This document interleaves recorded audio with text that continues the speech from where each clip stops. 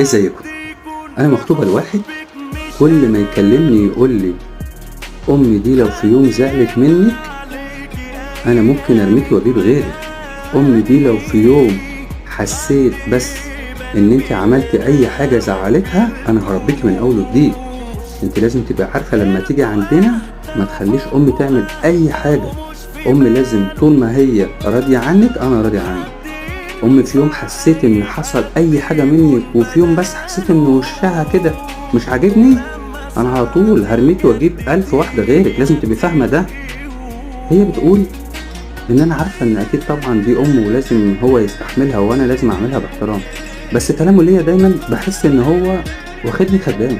معرفش هل ده طبيعي ولا انا اللي مكبرة الموضوع.